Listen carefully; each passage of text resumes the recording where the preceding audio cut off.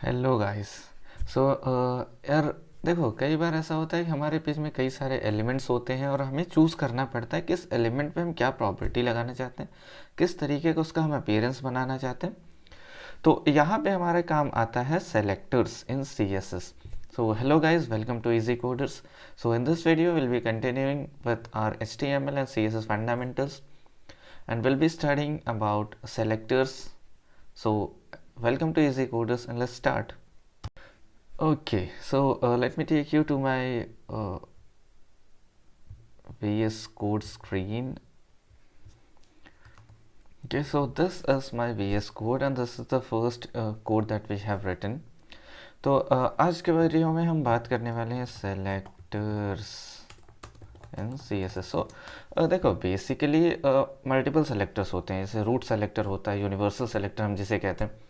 फिर हमारे पास आता है क्लास सेलेक्टर, फिर आते हैं आईडी सेलेक्टर्स, फिर आते हैं एलिमेंट सेलेक्टर, फिर एक सेलेक्टर आता है जिसे हम कहते हैं डिसेंडेंट सेलेक्टर्स। सो ऐसे मल्टीपल टाइप के सेलेक्टर्स पॉसिबल हैं, बट हम बेसिकली तीन की बात करेंगे जिसे हम कहते हैं क्लास सेलेक्टर। दूसरा जिसकी हम बात करेंगे वो होगी आईडी सेलेक्टर, और थर्ड जो होगा हम बात करेंगे टैग या फिर एलिमेंट सेलेक्टर्स।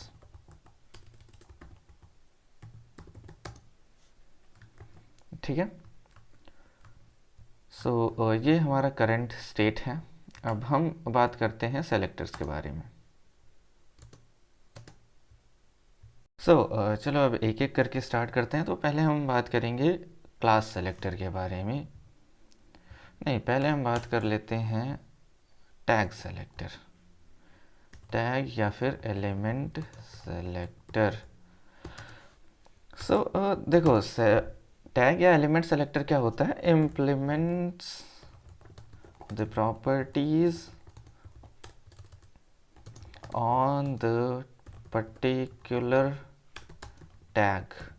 तो बेसिकली हम किसी एक टैग के लिए प्रॉपर्टीज़ को डिफाइन करते हैं। जैसे हमने हेडर अगर बना लिया तो हेडर के सारे एलिमेंट्स पे, जहाँ भी हेडर यूज़ हुआ होगा वो सारे एलिमेंट्स पे प्रॉपर्टी अप्लाई हो जाएगी। इसका एक एग्जांपल देख लेते हैं। सपोज हमने लिख दिया हेडर, जैसे हम कहते हैं h1। तो अब हेडर के अंदर हम कुछ कंटेंट लिख देते हैं this is the content under header. ठीक है, सेव करते हैं। इनलाइन सी एस एस का use, internal C S S का यूज़ करेंगे तो स्टाइल टैग के अंदर हम टैग को सेलेक्ट करते हैं, मतलब h1 हमने सेलेक्ट कर लिया। इसकी कुछ प्रॉपर्टीज़ दे देते हैं। सपोज हम कलर देते हैं, सिंपल प्रॉपर्टी से चेक करते हैं। हम इसकी प्रॉपर्टी दे देते हैं ब्लू। सेव करते हैं, अपने पेज को हम रीलोड करते हैं। सी हमारा कंटेंट हेडर जो है, हेडर को हमने ब्लू कलर दे दिया तो हेडर ब्लू कलर का हो गया। अब हम क्या करते हैं, दूसरा हेडर टैग बना लेते हैं h1। ठीक है, एक हेडर टैग और बनाए, इसके अंदर देते हैं this is the second header tag. ठीक है, सेव करते हैं, एक बार रीलोड करते हैं। सी दूसरा हमने हेडर लिखा, क्योंकि हमने h1 की प्रॉपर्टीज़ को डिफाइन कर रखा है तो हेडर ऑलरेडी उसी प्रॉपर्टीज़ को लेके अपने साथ बिल्ड हो गया। ठीक है, अब जैसे एक और एग्जांपल देखते हैं। हम यहाँ लिखते हैं, एक डिवीज़न टैग लगाते हैं। ठीक है, डिवीज़न टैग के बारे में मैं आगे बताऊंगा आपको। अब हम डिवीज़न टैग की प्रॉपर्टी लिखते हैं। सपोज हमने लिख दिया background, sorry division tag selector मतलब कि डिव। अब हम इसकी प्रॉपर्टीज लिखते हैं। हम लिख देते हैं बैकग्राउंड, बैकग्राउंड को हम दे देते हैं सपोज ग्रीन कलर। सेव करते हैं, इसकी हम कुछ हाइट विड्थ दे देते हैं। हाइट दे देते हैं 200 पिक्सल, विड्थ हम दे देते हैं सपोज 200 पिक्सल। ठीक है, सेव करते हैं, पेज को रीलोड करते हैं। हमारे पास एक डिवीज़न है जिसकी प्रॉपर्टीज़ वही हैं जो हमने CSS में लिखी हुई हैं। हम इसे थोड़ा सा मार्जिन भी दे देते हैं। मार्जिन हम दे देते हैं 20 पिक्सल का मार्जिन दे देते हैं। रीलोड करते हैं, 20 पिक्सल के मार्जिन के साथ हमारा डिवीज़न आ चुका है। अब हम सिर्फ एक डिवीज़न बनाया, हमें क्लियर हो गया कि वो प्रॉपर्टीज़ डिवीज़न पे अप्लाई है। एक और डिवीज़न हम बनाते हैं, डिव। सेव करते हैं, रीलोड करते हैं, सी। हमने दो डिविजन्स बनाई और उन दोनों डिवीज़न पे क्योंकि हमने प्रॉपर्टीज़ जो है एलिमेंट सेलेक्टर की लगाई हुई है, तो जहाँ जहाँ डिवीज़न बन रहे हैं सारी प्रॉपर्टीज़ इनहेरिट होती जा रही। So this is all about element selector. आप कोई भी एलिमेंट बनाओगे, उस एलिमेंट में जितनी बार प्रेजेंस होगी उतनी बार वो प्रॉपर्टीज़ रिपीट होती जाएंगी। सो अब हम बात करते हैं क्लास सेलेक्टर की। ये पुराना कोड हमने स्टाइल हटा दिया, ठीक है, अब ये हटा दिया। हमें लिखना है क्लास सेलेक्टर। क्लास सेलेक्टर क्या होता है? जैसे सपोज हमने बना दिया कि सर एक पर्टिकुलर स्टूडेंट्स का ग्रुप है, तो उन स्टूडेंट्स की कुछ कॉमन प्रॉपर्टीज़ होंगी। तो उन कॉमन प्रॉपर्टीज़ को स्टूडेंट्स को अलग अलग बताने के बजाय हमने एक क्लास बना दिया। हाँ, वो उस क्लास के स्टूडेंट्स हैं और उस क्लास की जो प्रॉपर्टीज़ होंगी सारी उस स्टूडेंट्स के अंदर होंगी। इसका कंसेप्ट देखते हैं। सपोज हमने एक डिवीज़न बना दिया जिसका हम क्लास रख देते हैं पेरेंट क्लास, ठीक है। पेरेंट क्लास हमने डिवीज़न बनाया। अब हम लिख देते हैं पेरेंट क्लास के डिवीज़न। पहले तो हम स्टाइल लिखेंगे, स्टाइल के अंदर हमें क्लास सेलेक्ट करना है। बेसिकली डॉट जो होता है वो क्लास सेलेक्टर होता है। क्लास सेलेक्टर को या क्लासेस को हम डॉट से रिप्रेजेंट करते हैं। यहाँ हम लिख देते हैं रिप्रेजेंटेड बाय डॉट, ठीक है। अब पेरेंट क्लास के अंदर हम कुछ प्रॉपर्टीज़ लिख देते हैं। सपोज हम इसकी हाइट दे देते हैं 200 पिक्सल, विड्थ दे देते हैं हम 200 पिक्सल की, बैकग्राउंड कलर, बैकग्राउंड हम दे देते हैं वाइट नहीं ब्लैक, बैकग्राउंड हमने दे दिए ब्लैक कलर की। अब एक बार अपना आउटपुट देखते हैं। अब देखिए हमारे पास एक डिवीज़न है जो कि ब्लैक कलर में है। अब देखना, मैं एक कंटेंट लिखता हूँ यहाँ, ठीक है। This is the normal content. अब यहाँ देखो, नॉर्मल कंटेंट जो है वो नॉर्मल जैसा टेक्स्ट होना चाहिए वैसा टेक्स्ट लिख के आ चुका है। इसका हम थोड़ा सा कलर चेंज करते हैं, इसका ग्रीन कलर कर देते हैं। नॉर्मल टेक्स्ट जो है हमारा ब्लैक कलर का आ चुका है। अब हमें चाहिए कि जिस कलर का डिवीज़न है उसी कलर का टेक्स्ट भी हो, ठीक है।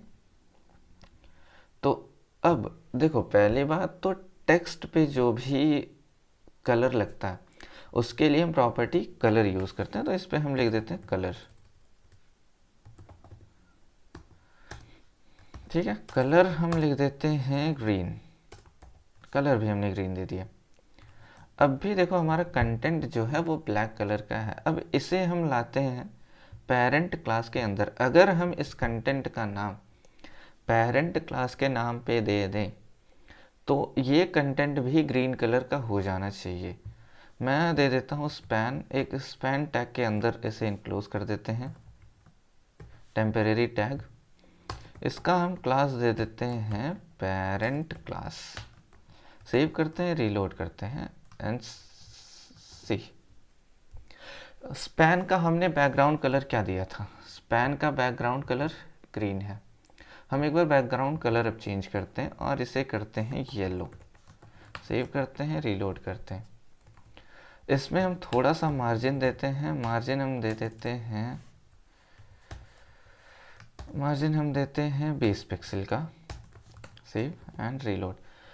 देखो, सेम क्लास में हमने इस टेक्स्ट को भी रखा है और सेम क्लास में डिवीज़न को भी रखा है, इसलिए डिवीज़न और टेक्स्ट सेम प्रॉपर्टीज़ इनहेरिट करती हैं। यानी प्रॉपर्टी वाइज या CSS वाइज वो दोनों चीज़ें सेम हैं। सो क्लास क्या करते हैं, जैसे हमने किसी एक पर्टिकुलर ग्रुप को अगर हम कुछ कॉमन प्रॉपर्टीज़ देना चाहते हैं तो उन्हें क्लासेस के अंदर रख सकते हैं। तो क्लासेस जो होती हैं मल्टीपल एलिमेंट्स को हम सेम क्लास में रख सकते हैं। ये डिफरेंस होता है क्लास और आईडी में। So multiple elements can have same class. So that's it all about class selectors. So we'll be proceeding with the ID selector now. Okay, so let's start with ID selector now. So this is my code. मैं सारे codes को हटा देता हूँ अभी के लिए. अब देखो आईडी क्या होती है. जैसे कोई भी एक पर्टिकुलर एलिमेंट है फॉर्म के अंदर या हमारे वेब पेज के अंदर, हर एलिमेंट की एक यूनिक आइडेंटिटी होती है.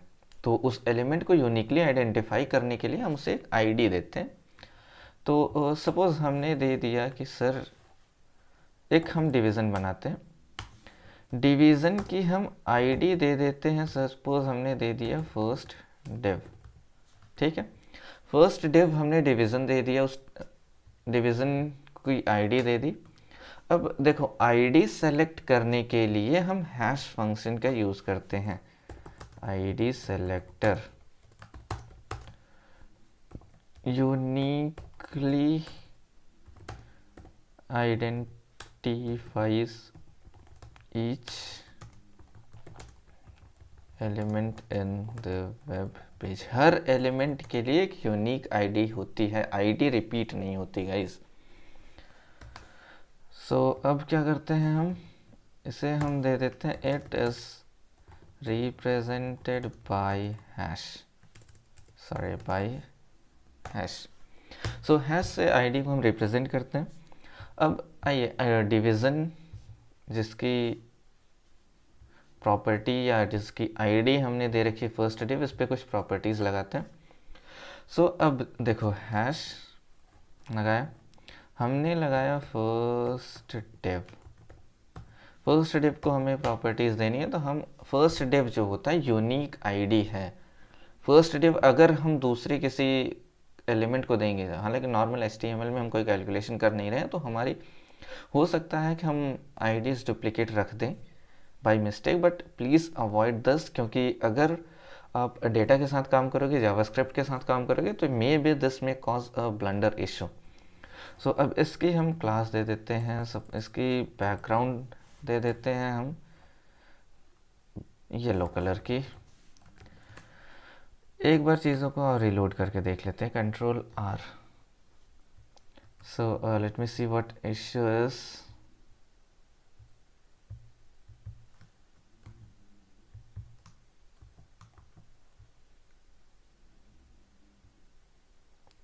ठीक है, हमने इसकी background colour they the, but हमने इस डिवीज़न को कुछ हाइट विड्थ नहीं दी है, इसलिए अभी ये 0 हाइट विड्थ पे है.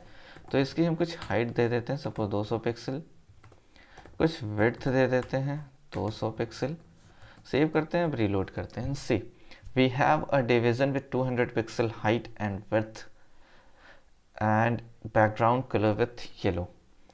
अब देखो बेसिकली क्या होता है कि प्रॉपर्टीज़ हम डुप्लीकेट लगा सकते हैं. जैसे हमने एक डिवीज़न बनाया, एक और डिवीज़न हम बना देते हैं उसी आईडी का, फर्स्ट डिव का. अगर हम इसे रीलोड करें तो हमारे पास दोनों डिवीज़न्स आएंगे. हम यहाँ इसकी मार्जिन भी दे देते हैं, margin base pixel. Save, reload. देखो हमने आईडी दी, पर हमने कहा कि सर आईडी जो होती है वो यूनिक होती है. बेसिकली होता क्या है कि CSS आपको आईडी के अकॉर्डिंग चीज़ें असाइन करता जाता है, डोम ट्री में चीज़ों को अलाइन करता जाता है. लेकिन अगर हम जावास्क्रिप्ट पे काम करेंगे और हम आईडी फर्स्ट डिव को सर्च करेंगे, तो ये हमारे लिए इशू क्रिएट करेगा, क्योंकि आईडी कभी भी डुप्लीकेट नहीं हो सकती.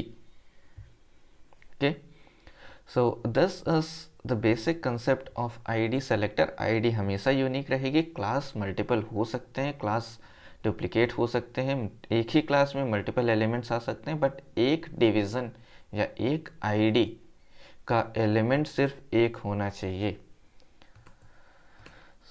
That's it all about easy coders ID selectors या selectors in CSS. Let's see you in the next video, and if you are very new to this channel, like, share and subscribe.